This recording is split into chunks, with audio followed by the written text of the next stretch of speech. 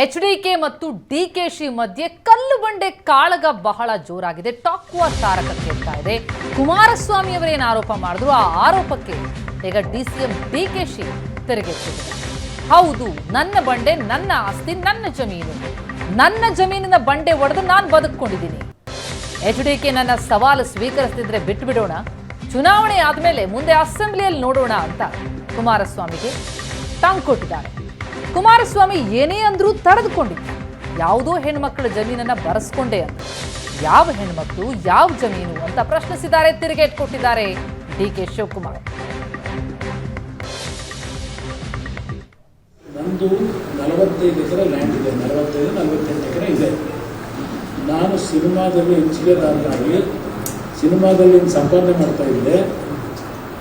ಆ ಒಂದು ದಿನದಿಂದ ನಾನು ರಾಜಕಾರಣಕ್ಕೆ ಬಂದಿರಲಿಲ್ಲ. ನಾನು ರಾಜಕಾರಣಕ್ಕೆ ಬರೋದಕ್ಕಿಂತ 10 ವರ್ಷದ ಮುಂಚೆ ಆಸ್ತಿ ತಗೊಂಡಿರ್ತಕ್ಕಂಥದ್ದು. ರಾಜಕಾರಣಕ್ಕೆ ಬಂದ ಮೇಲೆ ನಾನೇನು ಆಸ್ತಿ ಮಾಡಿಲ್ಲ.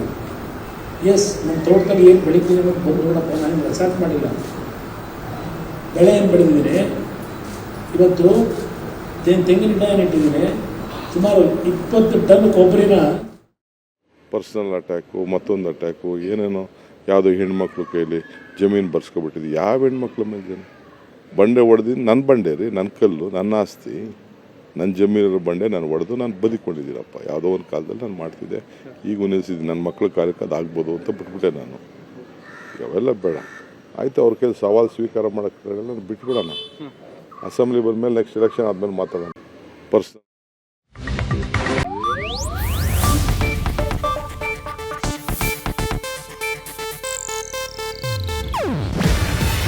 ಇದು ಏಷ್ಯಾನೆಟ್ ನ್ಯೂಸ್ ನೆಟ್ವರ್ಕ್ ಪ್ರಸ್ತುತಿ.